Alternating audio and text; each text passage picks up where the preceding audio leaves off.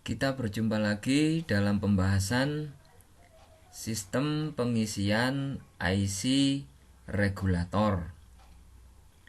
Tentunya kalian tahu ini komponen apa?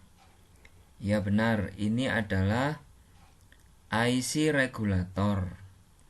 IC regulator ini fungsinya untuk mengatur tegangan output dari alternator agar stabil.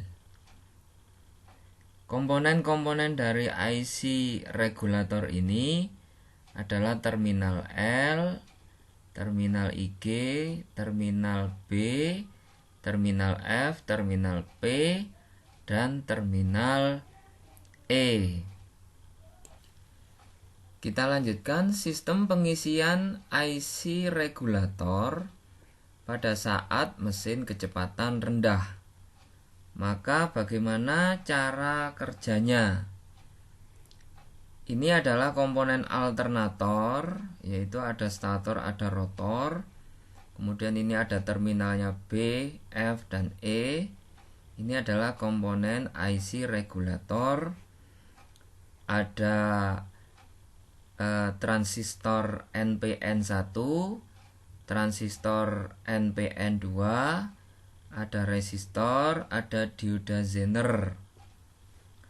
Transistor NPN itu secara fungsi dia adalah sebagai saklar.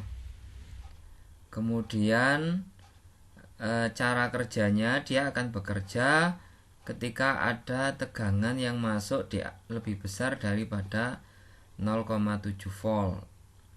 Sementara dioda Zener itu cara kerjanya adalah ketika ada arus ataupun tegangan yang melebihi batas atau besar, maka dioda Zener ini akan bisa bekerja. Kemudian komponen berikutnya itu adalah baterai. Ketika kecepatan rendah, maka pada rotor koil akan muncul medan magnet. Medan magnet ini akan ditangkap oleh stator koil. Dari stator koil maka akan muncul arus yang mengalir melalui terminal B.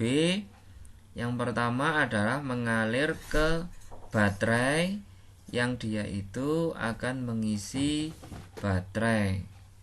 Selanjutnya, arus pada saat yang bersamaan arus akan melewati resistor, dan dari resistor arus akan menuju pada basis pada terminal pada transistor 1, dan selanjutnya arus akan mengalir pada terminal F dan mengisi rotor koil, dan sebagian akan mengalir ke massa.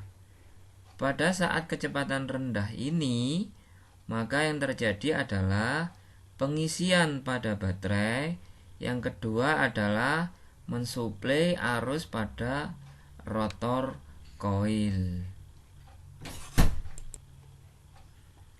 Selanjutnya, pada saat mesin kecepatan tinggi, maka yang terjadi adalah terjadinya medan magnet yang besar pada rotor koil. Kemudian akan ditangkap oleh stator koil, dan selanjutnya akan menghasilkan tegangan pada terminal B. Yang selanjutnya arus akan mengalir menuju baterai dan akan melakukan pengisian pada baterai. Pada saat yang bersamaan, arus akan mengalir pada R resistor ini, dan karena tegangannya yang tinggi, maka arus akan melewati dioda Zener. Dengan begitu, maka terminal transistor 2 akan on ataupun aktif. Dengan aktifnya transistor 2, maka arus dari R akan mengalir menuju massa.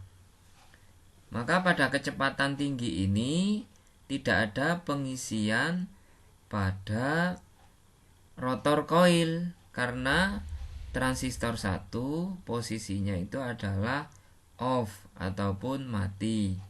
Dengan matinya transistor 1 ini, maka arus yang mengalir ke rotor koil akan berkurang sehingga medan magnet yang dimunculkan oleh rotor koil pada kecepatan tinggi itu bisa dikontrol sehingga tidak ada lonjakan arus yang terlalu besar yang akan merusak komponen-komponen yang ada pada sistem mobil.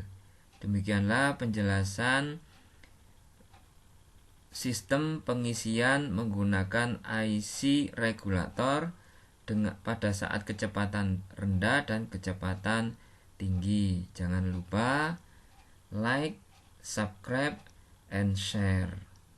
Terima kasih.